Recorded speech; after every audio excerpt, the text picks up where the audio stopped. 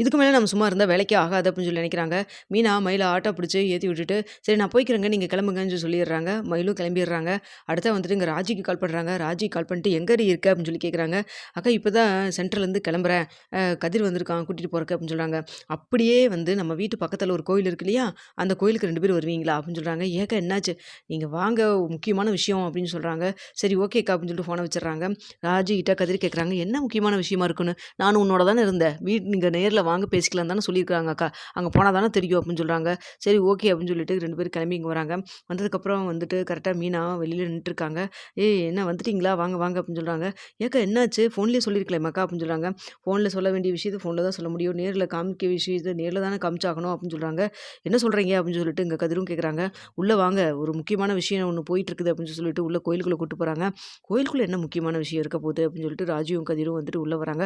"அக்கா அர்ச்சனை தட்டு வாங்கிட்டு அர்ச்சனை தட்டெல்லாம் நாம வாங்கிட்டு போ வேண்டாம். நம்ம அங்க போய் சிலருக்கு அர்ச்சனை குடுக்க வேண்டியது இருக்கு. நீங்க வாங்க" அப்படின்னு சொல்றாங்க. என்ன பேசுறாங்க ஒண்ணுமே புரியலையே அப்படின்னு சொல்லிட்டு உள்ள போறாங்க. உள்ள போயிட்டு சாமியெல்லாம் கும்பிடு "நான் சாமி கும்பிட்டு வந்துர்றேன்க்கா. சீக்கிரம் கும்பிட்டு வாடி" அப்படின்னு சொல்லிட்டு கதிர் ராஜையும் கூட்டிட்டு அப்படியே இந்த பக்கம் சுத்தி வராங்க. வந்ததுக்கப்புறம் "கதிர் அங்க பாரு" அப்படின்னு சொல்றாங்க. அப்ப கரெக்ட்டா சரவணன் இருக்காரு. "பாரு ஒழுங்கா பாரு" அப்படின்னு சொல்றாங்க. சரவணன் வந்துட்டு அஞ்சலிட்ட பேசிட்டு இருக்கிறாங்க ரொம்ப நேரம். அது மட்டும் இல்லாம தேங்காய், பழத்தையெல்லாம் வந்து 2 பேரும் ஷேர் பண்ணி சாப்பிட்டு ரொம்ப சந்தோஷமா இருந்துட்டு இருக்காங்க. இத பார்த்துட்டு இருக்கிற ராஜு, "அக்கா என்னக்கா இது?" அப்படின்னு சொல்லி கேட்குறாங்க. "அதான்டி எனக்கும் தெரியல. ஒரு 2 நாளைக்கு முன்னாடி நான் கோயிலுக்கு வந்திருந்தேன் எதேர்ச்சியா. அப்பவும் பார்த்தா 2 பேரும் இப்படி தான் உட்காந்து பேசிட்டு இருந்தாங்க. இன்னைக்கும் நான் வந்தேன். வந்ததில பார்த்தா கடைசியில வந்து இந்தா இவங்க 2 பேரும் இருக்காங்க. இதில கூத்து என்ன தெரியுமா? மயிலக்கா வந்திருந்தாங்க. ஒரு 2 நிமிஷத்துக்கு முன்னாடி இப்ப தான் அவங்கள அனுப்பிச்சு விட்டேன்" அப்படின்னு. "அவிங்க பார்த்தாங்களா?" அப்படின்னு சொல்லி கேட்குறாங்க. "அதெல்லாம் பார்க்கல. பார்க்காத பிறகு நான் வெளில கூட்டிட்டு போய் ஆட்டோ பிடிச்சு ஏத்தி விட்டேன்" அப்படின்னு சொல்றாங்க. "நீங்க எதுக்கு அவிங்களோட பேசணும்?" அப்படின்னு சொல்லிட்டு இங்க கதிர் ரொம்ப கோவமா பேசுறாங்க. "இங்க பாருப்பா" அப்படின்னு சொல்லிட்டு கதிர்கிட்ட சொல்றாங்க. "இந்த மாரி வேலை வாங்கி குடுத்தேன். அன்னைக்கு இது மாரி தப்பான முடிவு எடுக்க போயிட்டாங்க" அப்படின்னு சொல்றாங்க. இத கேட்டோனே கதிருக்கு ஒரு நிமிஷம் மனசு இளக தான் செய்யுது. அப்ப சொல்றாங்க, "எதுக்குங்க அவிங்க வீட்ல அவிங்க பார்த்துக்க மாட்டாங்களா?" அப்படின்னு சொல்றப்போ, எங்க அவிங்க அம்மா தான் வந்துட்டு எப்ப அவிங்கள வீட்ட விட்டு வெளில அனுப்பணும்னு நெனச்சிட்டு இருக்கிறாங்க. சரி அது வேற விஷயம். அத விடுங்க. ஆனா வந்துட்டு இன்னும் டைவர்ஸும் ஆகல. அது மட்டும் இல்லாம மயிலக்கா ஏதோ ஒரு விதத்துல உங்க அண்ணனும் கூட சேர்ந்து வாழ்ந்துற மாட்டோமான்னு சொல்லிட்டு அவரு அவிங்க பாவம் ரொம்ப துடியா துடிச்சிட்டு இருக்கிறாங்க. உங்க அண்ணன் என்ன வேலை பார்த்துட்டு இருக்காரு?" அப்படின்னு சொல்றாங்க. "இங்க பாருங்க நீங்க நெனைக்கிற மாரிலாம் பெரிய விஷயமெல்லாம் ஒண்ணும் கிடையாது. இவங்கள எனக்கு முன்னாடியே தெரியும்" அப்படிங்கிற மாதிரி கதிர் சொல்றாங்க. "என்ன சொல்ற கதிரு?" அப்படின்னு சொல்லி கேட்குறாங்க. "ஆமா, இவங்கள தான் எங்க அண்ணன் முன்னாடி விரும்புனாரு. இவங்க பேரு அஞ்சலி" அப்படின்னு சொல்றாங்க. "என்னடா சொல்ற?" அப்படின்னு சொல்லிட்டு முன்னாடி வந்துட்டு கதிர்கிட்ட கேட்குறாங்க. அப்போ வந்துட்டு 2 பேர் ராஜிகிட்டயும், மீனாகிட்டயும் சொல்றாங்க. "ஆமா, அதுக்கப்புறம் மறுபடியும் வந்துட்டு கல்யாணம் ஆயிருச்சுன்னு கேள்விப்பட்டேன். ஆனா இப்ப எப்படி இங்க வந்திருக்காங்கன்னு அதுதான் அத பத்தி எனக்கு தெரியல. சரி இங்க பாரு கதிரு, என்ன விஷயம்? என்ன நடக்குது இவங்க 2 பேத்துக்குள்ள? இல்ல ஒரு வந்து டைவர்ஸு வந்து நம்ம சரவணன் மாமாவுக்கு ஆகப்போகுது. அதனால வந்துட்டு மறுபடியும் இவங்க 2 பேரும் ஒண்ணு சேரலான்னு முடிவு பண்ணியிருக்காங்களா?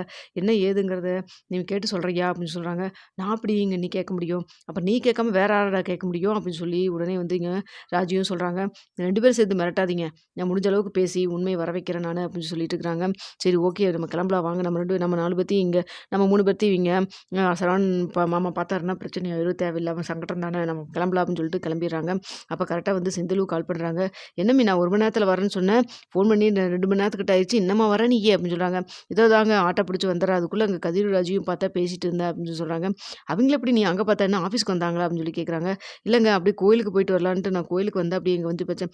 "என்ன நீ ஆஃபீஸ்ல வேலை இருக்குன்னு சொன்ன, அப்புறம் கோயிலுக்கு போனேங்கிற, கதிர் ராஜிய பார்த்தேங்கிற, ஒண்ணும் புரியல. சரி சீக்கிரமா வீட்டுக்கு வந்து சேரு" அப்படின்னு சொல்லிட்டு ஃபோன வச்சுடுறாங்க. என்ன இவ மாத்தி மாத்தி பேசுறா? ஒருவேள அந்த தங்கமயிலுக்கு இது பார்க்க போயிருப்பாளோ? அப்படின்னு சொல்லி சந்தேகம் வரவும் செய்யுது. அடுத்து வந்துட்டு இங்க கதிர், ராஜு வீட்டுக்கு போயிடுறாங்க. போனதுக்கப்புறம் வந்துட்டு 2 பேரும் இத பத்தி தான் பேசிட்டு போறாங்க. உள்ள போறத பார்த்துட்டு கௌமதி, "என்ன நேரமா வந்துட்டீங்க போல இருக்கு" அப்படின்னு சொல்றாங்க. "இல்லையே அத்த" அப்படின்னு சொல்றாங்க. எவ்வளோ நேரம் கழிச்சு வருவீங்க? கிளாஸ் விட்டு 1 மணி நேரத்துக்கு மேல ஆச்சு. எங்க சுத்திட்டு வரீங்க 2 பேரும்?" அப்படின்னு சொல்றாங்க. "அத்த அதெல்லாம் ஒண்ணும் இல்லங்க அத்த. கோயிலுக்கு தான் போயிட்டு வரோம்" அப்படின்னு சொல்றாங்க. உடனே வந்து கதிர் வந்துட்டு, "ஏய் கொஞ்சம் அமைதியா இரு" அப்படின்னு சொல்றாங்க. "என்னடா என் மருமகள சொல்ல விட மாட்டேங்கிற நீ" அப்படின்னு சொல்றாங்க. "இல்ல கோயிலுக்கு தான் போனோம். அங்க உங்க செல்ல மருமக மீனா அண்ணி வந்திருந்தாங்க. அவங்கள 2 பேரும் பார்த்துக்கிட்டு 2 பேரும் பார்த்துட்டு 1 மணி நேரம் பேசிட்டு இருந்தாங்க. அதான் இவ்வளோ லேட் ஆயிடுச்சு" அப்படின்னு சொல்லிட்டு இருக்காங்க. "ஓ! அப்படியா? சரி, சரி, சரி" அப்படின்னு சொல்லிட்டு இருக்கிறாங்க. "அதானே மீனான்னு சொல்லி சொன்னோனே அப்படியே ஆஃப் ஆயிருவீங்க. அப்படித்தானம்மா?" அப்படின்னு சொல்றாங்க. "அதுக்கு இல்லடா" அப்படின்னு சொல்லிட்டு இருக்கிறாங்க. "அது சரி. சரி 2 பேரும் கைய அமிட்டு வாங்க சாப்பிடுவீங்களா?" அப்படின்னு சொல்றாங்க. இப்பதான் அத்த வெளியில சாப்பிட்டு வரோம்." ஏன்னா இப்ப தானே கோயிலுக்கு போயிட்டு வந்தேன்னு சொல்றீங்க, வெளில சாப்பிட்டேன். வர வழியில பானிபூரி இருந்தது, சாப்பிடலான்னு தோணுச்சு. அதான் சாப்பிட்டு வந்தேன் அப்படின்னு சொல்றாங்க. "இந்த புள்ளைங்க போங்க" அப்படின்னு சொல்லிட்டு விட்டுறாங்க. அடுத்து வந்துட்டு ரூம்குள்ள போனதுக்கப்புறம் கதிர்கிட்ட இங்க ராஜி சொல்றாங்க, "இங்க பாரு கதிரு, நீ ஏனா தானான்னு விடாத. மயிலக்காவ நினைச்சாலும் ஒரு பக்கம் பாவமா தான் இருக்கு" அப்படின்னு சொல்றாங்க. அவங்கள பாவமா நினைக்கிறது அவங்க தப்பான முடிவு எடுக்க போனாங்கன்னு சொல்லிட்டு அண்ணி சொன்னதுக்கப்புறம் கேட்கறப்ப எனக்கும் கஷ்டமா தான் இருந்தது. ஆனாலும் அவங்க அவ்வளோ தூரம் துரோகம் பண்ணியிருக்க கூடாதுல்ல. நம்ம குடும்பத்தையே கொண்டு போய் ஜெயில்ல வச்சுட்டாங்கல்ல அப்படின்னு சொல்றாங்க. ஆமா நீ சொல்றதெல்லாம் கரெக்ட் தான். இருந்தாலும் வந்துட்டு இதெல்லாம் அவங்க முழுக்க முழுக்க அக்காவே எடுத்த முடிவு கிடையாதே. அவிங்க வீட்ல அவிங்க அம்மா பண்ண வேலை தானே அப்படின்னு சொல்றாங்க. என்னதான் அவிங்க அம்மா வந்து சொன்னாலும், இவிங்க வந்து உடனே வந்து கேஸ் குடுக்குறதுக்கு சம்மதம் சொல்லியிருக்க கூடாதுல்ல அப்படின்னு சொல்றாங்க. இங்க பாரு என்ன சூழ்நிலையில அவிங்க இப்படி பண்ணாங்களோ என்னன்னு நமக்கு தெரியாது. நம்ம இத வச்சு பேச வேண்டாம். ஃபர்ஸ்ட்டு சரவணன் மாமா என்ன பண்றாங்க? என்ன ஏது? அப்படிங்கிறது மட்டும் கொஞ்சம் நீ பார்த்து கேட்டுட்டு சொல்லு அப்படின்னு சொல்றாங்க. அதான் சொல்றேன்னு சொன்னேன்ல. பார்க்குறேன் அண்ணா வரட்டும். நைட்டு வருவாருல்ல சாப்பிட்டுட்டு எப்படி இருந்தாலும் கொஞ்ச நேரம் பேசிட்டு இருப்போம். அப்ப நான் கேட்டு பார்க்குறேன் அப்படின்னு சொல்லிட்டு இருக்கிறாங்க. சரி ஓகேன்னு சொல்லிடுறாங்க. அதே போல வந்து சரவணன் கொஞ்ச நேரம் கழிச்சு கடைக்கும் வராரு. கடையிலேருந்து வீட்டுக்கு வந்துடுறாரு. வந்ததுக்கப்புறம் வந்துட்டு சாப்பிட்டு தூங்க போலான்ட்டு போறாரு. "அண்ணா என்னண்ணே இந்நேரத்துலயே தூங்க போறியா?" அப்படின்னு சொல்றாங்க. "வேற என்னடா பண்றது? காலையில வேலை வேற இருக்குடா" அப்படின்னு சொல்றாங்க. "இல்ல நான் கொஞ்சம் அப்படியே பேசிட்டே இருக்கலான்னு பார்த்தேன்." "சரி வா அதனால என்ன வா பேசிட்டு இருந்துட்டா போது. ராஜி ஏதோ அதெல்லாம் ஒண்ணும் சொல்ல மாட்டா. அவ படிச்சுட்டு இருக்கிறா" அப்படின்னு சொல்றாங்க. "சரி வாடா" அப்படின்னு "அண்ணா அப்படியே வாக்கிங் போயிட்டே பேசலாமா?" அப்படின்னு சொல்றாங்க. போறாரு. அப்ப கரெக்ட்டா பழனி வந்துடுறாரு. பழனி வந்தோனே, "என்னடா மாப்பிள்ளைகளா 2 பேரும் சின்ன வாக்கிங்கா? நானும் வரட்டுமா?" அப்படின்னு சொல்றாங்க. வாக்கிங் போறதுக்குள்ள பர்மிஷன் கேட்காட்டி என்ன? நம்ம கால் இருக்கு, ரோடு இருக்கு, வாங்க போலாம் அப்படின்னு சொல்லிட்டு கூட்டு போறாங்க. அப்ப கரெக்ட்டா பழனியும் பேசுறாரு. "டேய் இன்னைக்கு டெலிவரி குடுக்க போனேன்டா. போன இடத்துல ஒரு முக்கியமான ஒருத்தவங்கள பார்த்தேன்" அப்படின்னு சொல்றாங்க. "யார் மாமா?" அப்படின்னு சொல்லிட்டு சரவணன் கேட்குறாரு. கதிரும் கேட்குறாங்க. "வேற யாரும் இல்ல மயிலத்தா" அப்படின்னு சொல்றாங்க. "மயிலு நீ அங்கங்க இருந்தாங்க?" அப்படிங்கிற மாரி உடனே வந்துட்டு இங்க கதிர் கேட்குறாரு. "அது வேற ஒண்ணும் இல்ல. அங்க வேலை பார்த்துட்டு இருப்பா போல இருக்கு. அங்க ஒரு வயசான மாமா இருக்காங்க. அவங்கள பார்த்துக்கிறா" அப்படின்னு சொல்லிட்டு இருக்கிறாங்க. "அது சரி அவ படிச்ச படிப்புக்கு வேற என்ன கலெக்டர் உத்தியோகமா குடுப்பாங்க" அப்படின்னு சொல்லிட்டு சரவணன் பேசுறாங்க. "அப்படி இல்லடா சரவணா. வீட்ல அவிங்க அம்மா ரொம்ப டார்ச்சர் பண்ணுவாங்க போல இருக்கு. அதனால வேலைக்கு சேர்ந்திருக்குது அந்த பொண்ணு. அது மட்டும் இல்லாம சமையல் வேலையும் செஞ்சு குடுக்கும் போல இருக்கு. 2க்கும் சேர்த்து 17,000 சம்பளம் கிடைக்குதாம்மா. சம்பளம் கிடைச்ச வரைக்கும் சந்தோஷம் தான். ஆனா வந்துட்டு மாமா பிரிஞ்சிருக்குன்னு சொல்லிட்டு உன்னைய நினைச்சு தான் ரொம்ப புலம்பிட்டு இருந்தா அப்படின்னு சொல்றாங்க. மாமா நான் ரிலாக்ஸ் பண்ணலான்னு சொல்லிட்டு வெளில வந்தேன். தேவையில்லாம அவ பேச்செல்லாம் பேசாதீங்க அப்படின்னு சொல்றாங்க. இதா சான்ஸ்ன்னு சொல்லிட்டு கதிர் ஆரம்பிக்கிறாரு. சரி அண்ணா அந்த பேச்செல்லாம் விடுங்க. என்ன பிளான்ல இருக்கு? அடுத்து நெக்ஸ்ட் பிளான் என்ன அப்படின்னு சொல்றாங்க. நெக்ஸ்ட் பிளான் நம்ம போய் தூங்க வேண்டியதா, காலையில எந்திரிச்சு கடைக்கு போக வேண்டியதா, டெலிவரி குடுக்க வேண்டியதா. அண்ணா அதான் கேட்கலண்ணே. டைவர்ஸ் எப்படி இருந்தாலும் வாங்க போறோம். டைவர்ஸ் கிடைச்சதுக்கப்புறம் என்ன பண்ண போற?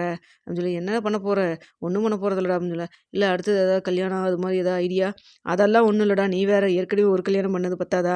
மேற்கொண்டு இன்னொரு கல்யாணமா? நான் இன்னொரு கல்யாணத்துல போய் சிக்கிறதுக்கெல்லாம் நான் தயாரா இல்ல அப்படின்னு சொல்றாங்க. இத பார்த்துட்டு பழனி, அப்படி சொன்னா எப்படி மாப்ள? யாராவது மனசுல இருக்குது நெனச்சு வச்சிருக்கிறியா? அப்படிங்கிற மாரி கேட்குறாங்க. என்ன நம்ம கேட்க வேண்டியதில்ல, மாமாவே கேட்டுறாரு. சரி நம்ம வேலை மிச்சம் தானே. சரி அண்ணா அஞ்சலி நீ முன்னாடி லவ் பண்ணில்ல, அவங்க எப்படி இருக்காங்க? நல்லா இருக்காங்களா? அப்படின்னு சொல்றாங்க. என்ன திடுதிப்புன்னு அஞ்சலி இதுக்கு டைரக்ட்டா அவன் வரான். நம்மளுக்கு இது கோயில்ல வச்சு இது பார்த்துருப்பானோ அப்படின்னு சொல்லி நெனச்சுட்டு, இல்லடா அது வந்து ஆனா சொல்லுனா சும்மா சொல்லுனேன் அப்படின்னு சொல்றாங்க. அ அவளுக்கு கல்யாணம் ஆகி அதுக்கப்புறம் டைவர்ஸ் ஆயிடுச்சுடா அப்படின்னு சொல்றாங்க. என்னண்ணா சொல்ற? அப்படின்னு சொல்லி கேட்குறப்போ, ஆமாண்டா நானும் எதேர்ச்சியா தான் கோயில்ல வச்சு தான் பார்த்தேன். 2, 3 நாளா நான் அவகிட்ட பேசிட்டு தான் இருக்கிறேன் நானு. அவளுக்கு வந்து வீட்லயே வந்துட்டு இன்னொரு கல்யாணம் பண்ண சொல்லி ஃபோர்ஸ் பண்ணிட்டு இருப்பாங்க போல இருக்கு அப்படின்னு சொல்றாங்க. இத பார்த்தோன்னே பழனி, அப்பனா உனக்கு ரூட் கிளியர்ன்னு சொல்லு. டைவர்ஸ் கிடைச்சா அடுத்த நொடியே நீ மாமாட்ட எப்படியாவது பேசி சம்மதம் வாங்கி நீ அந்த பொண்ண கல்யாணம் பண்ணிக்குவேன்னு சொல்லு அப்படின்னு சொல்றாங்க. அட மாமா நீ வேற மாமா. ஃப்ரெண்டு மாரி தான் பேசிட்டு பண்ணிட்டு இருக்கோம். நாங்க மறுபடியும் கல்யாணம் பண்ற ஐடியால அவளுக்கும் இல்ல, எனக்கும் இல்ல அப்படின்னு சொல்றாங்க. இத கேட்டோனே கதிருக்கு, அப்ப நாம தப்பா நெனச்சுட்டோமோ? ஃப்ரெண்டா தான் 2 பேரும் பழகிட்டு இருக்காங்களோ? அது எப்படி முன்னாடி 2 பேரும் லவ் பண்ணிட்டு இருந்தாங்க. இப்ப மறுபடியும் ஃப்ரெண்டா தான் சும்மா பழகிட்டு இருப்பாங்க. 2 பேத்துக்கும் வந்து வேற டைவர்ஸ் அவங்களுக்கு ஆயிருச்சு. அண்ணனுக்கு ஆகப்போகுது.